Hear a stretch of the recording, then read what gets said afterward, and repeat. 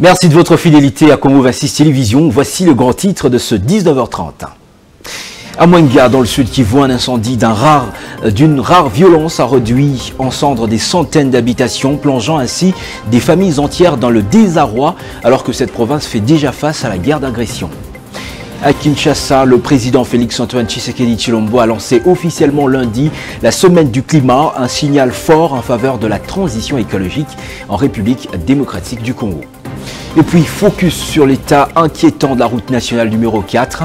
L'axe est désormais quasi impraticable, affectant ainsi gravement les échanges économiques et la mobilité des populations. Voilà tout pour les titres. À présent, le développement sur Congo 26 Télévision, la chaîne de l'unité nationale.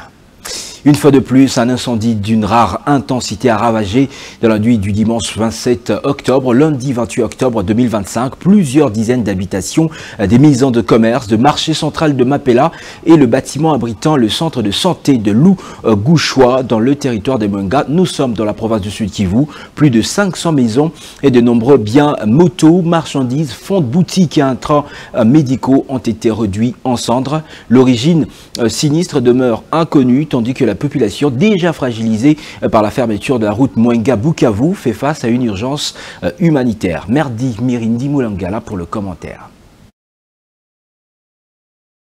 Le Gusha en territoire de Mwenga au sud Kivu, sous les chocs d'un nouvel incendie dévastateur, comme cela est le cas depuis 2 mois dans plusieurs autres localités et dans la ville de Bukavu, chef-lieu de la province. La zone rejoint la longue liste de lieux sinistrés par la puissance du feu à répétition qui consume tout sur son passage.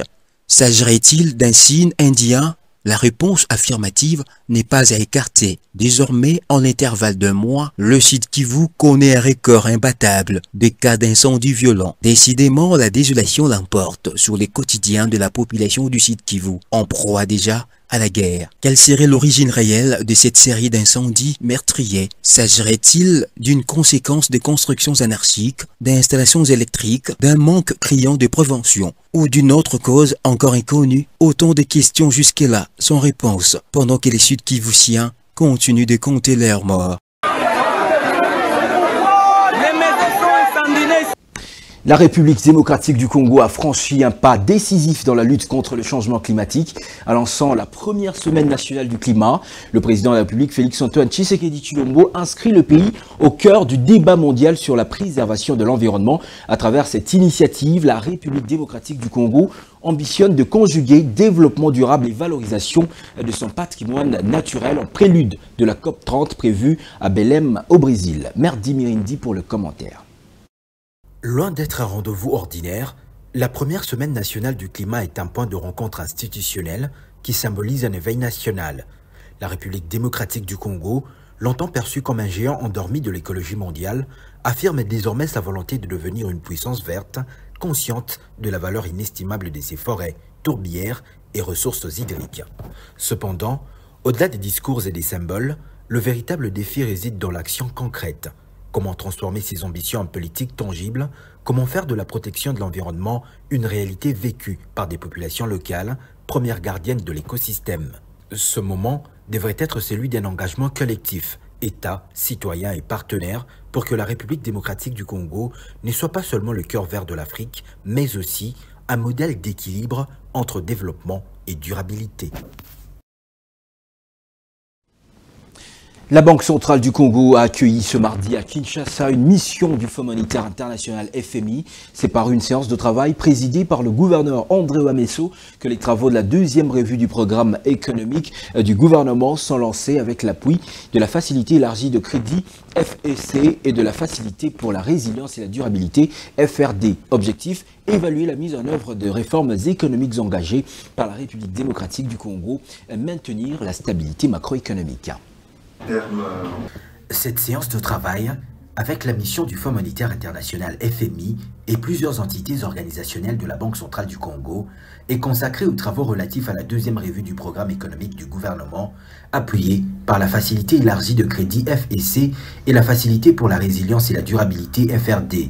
Cette rencontre intervient après la participation du gouverneur à la réunion de la Troïka politique et aux assemblées annuelles des institutions de Bretton Woods tenues à Washington DC. La séance s'est déroulée en présence de plusieurs hauts responsables des entités organisationnelles de la Banque centrale du Congo. Dans son mot d'ouverture, André Wameso, gouverneur de la Banque centrale du Congo, a souhaité la bienvenue à la délégation du FMI, conduite par Calixte Aokpoxi, chef de mission, et salué la coopération continue entre la République démocratique du Congo et le Fonds. Les échanges ont porté sur plusieurs thématiques dont la politique monétaire et d'échange avec un accent sur l'évolution anticipée de l'inflation, la dynamique du marché interbancaire, l'évolution du marché d'échange ainsi que les réformes en cours. La Banque centrale a profité de cette occasion pour réaffirmer son engagement à honorer les accords conclus avec le FMI et à maintenir la stabilité macroéconomique au service du développement national. À la fin de la réunion, le gouverneur Wameso et le chef de mission Aokopsi s'est son tour à tour exprimé. Les saillants, c'était surtout les explications que la Banque centrale devrait fournir sur les évolutions récentes au niveau notamment du marché de change. Et la Banque centrale a souhaité un renforcement du partenariat avec le Fonds monétaire dans le cadre de cette revue, notamment dans le cadre d'une transparence encore plus accrue du marché de change, de l'assistance technique dans le cadre de la gestion des réserves et dans tout autre domaine dont a besoin la Banque centrale pour pouvoir s'améliorer. Et nous sommes très satisfaits de notre collaboration avec le Fonds monétaire et nous continuons à collaborer avec eux dans le cadre de cette revue. Merci madame. Je voudrais dire, soutenir ce qu'a dit monsieur le gouverneur, que notre collaboration est très bonne, ça a été toujours très bien et cela va continuer. En ce qui concerne la réunion de ce jour, c'est vraiment une réunion d'ouverture. On est en début de mission, donc on a parcouru les questions évoquées par le gouverneur, la question du taux de change, la question de politique monétaire et bien d'autres sujets. Ensuite, il y aura les discussions techniques qui vont se poursuivre pendant la mission et c'est au bout de ces discussions qu'on pourra avoir une évaluation, une conclusion sur la revue. Il est à noter que la mission en cours se poursuivra jusqu'au 5 novembre 2025, avant la présentation de ses conclusions au conseil d'administration du fonds en décembre prochain. En termes, comme les Anglais disent, d'hospitality. La coopération entre la République démocratique du Congo et l'Angola s'intensifie avec en ligne de mire la relance économique régionale. En visite à Luanda, le vice-premier ministre en charge de l'économie nationale, Daniel Mukoko Samba, accompagné du haut représentant du chef de l'État, Tony Kankou Chikou, s'est entretenu avec le ministre angolais de la planification, Victor Hugo Guilherme. Au cœur des discussions, la création d'opportunités d'affaires entre les deux peuples, la valorisation des secteurs stratégiques communs et la préparation du Forum économique RDC-Angola. Michak Lofaka pour plus de détails.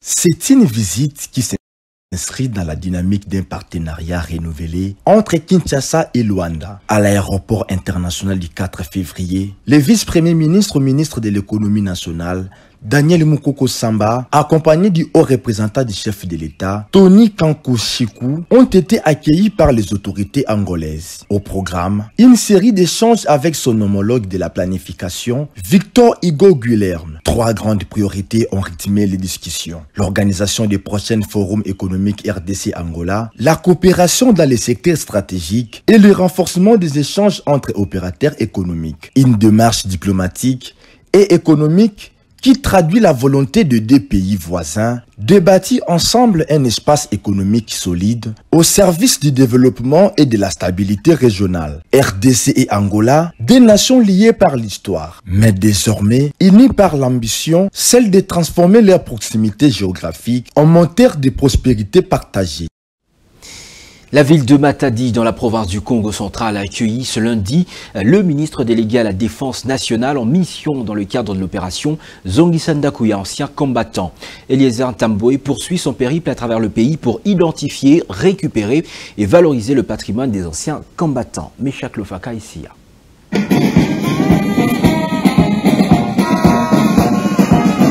Retracer Sécuriser et restaurer le patrimoine appartenant aux anciens combattants, mission première du ministre délégué près la Défense nationale, chargé des anciens combattants, Eliezer Tambwe, dans la ville de Matadi. Aussitôt arrivé, il a présidé une réunion de sécurité à l'état-major général de la 12e région militaire, réunissant officiers de l'armée et responsables des anciens combattants. Face à la presse, Eliezer Tambwe a réaffirmé la volonté du gouvernement de rétablir les droits et la dignité des anciens combattants, tout en rappelant que la force reste à la loi dans la récupération des biens spoliés. Nous sommes dans une mission d'itinérance.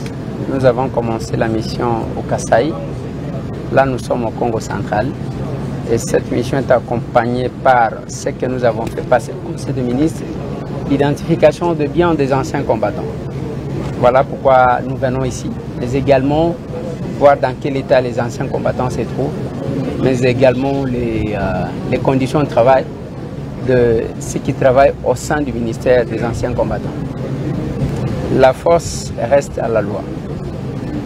Et il y a un principe de droit qui dit que le droit n'est droit que quand on sait le revendiquer.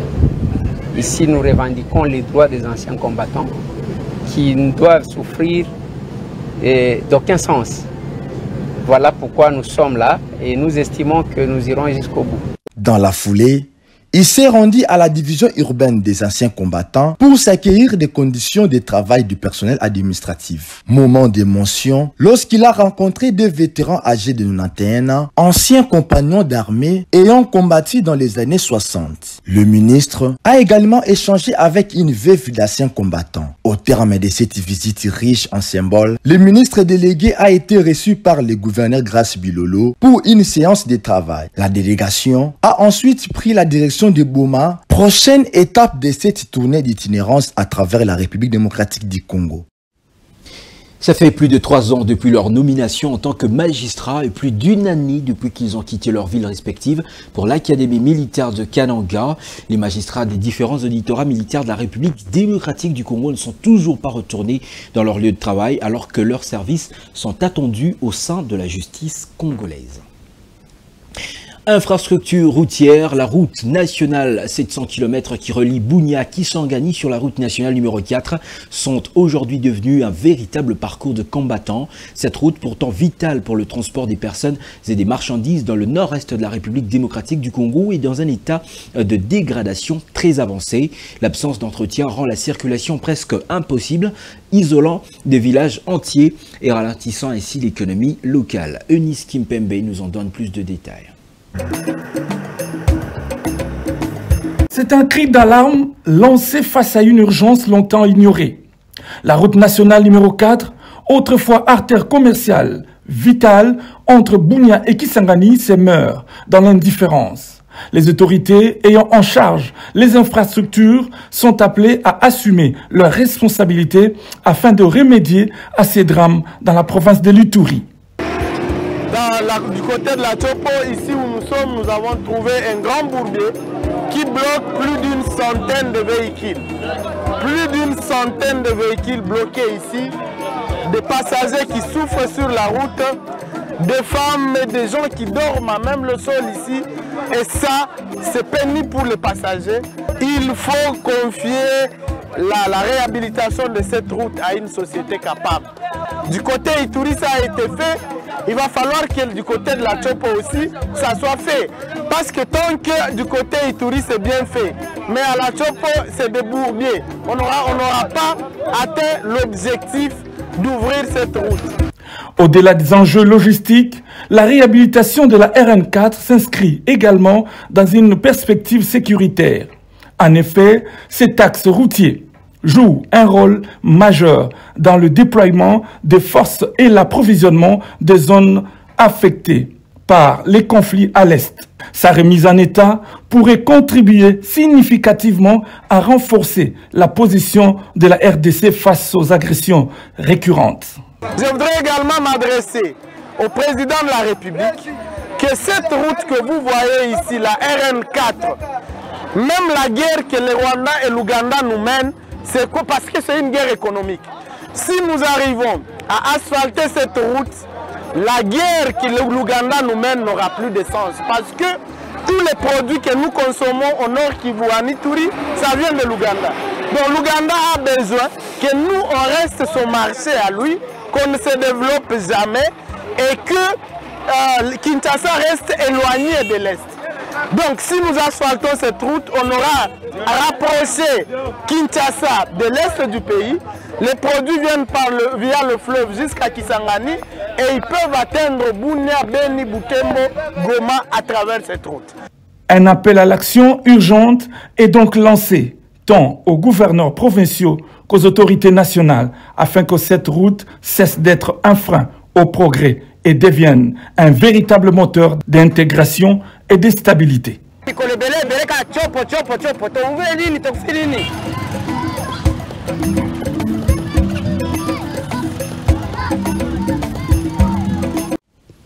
Au-delà des frontières de la RDC en Côte d'Ivoire, le président sortant Alassane Ouattara a été réélu pour un 4e mandat à la tête du pays selon les résultats provisoires de la commission électorale indépendante. Un scrutin marqué par une large victoire du chef de l'État, mais aussi par une participation en baisse et des réactions contrastées au sein de l'opposition politique. Des figures politiques comme Simone Eve Gbagbo, Tidiane Thiam et Jean-Louis Buyon contestent la légitimité de ces résultats. Voici le récit d'une élection qui contraste la continuité et qui relance le débat sur l'alternance en Côte d'Ivoire, le pays de Félix Houphouët-Boigny. Les résultats provisoires de la présidentielle ivoirienne annoncés font du président sortant Alassane Ouattara vainqueur pour un 4e mandat avec près de 90% des voix.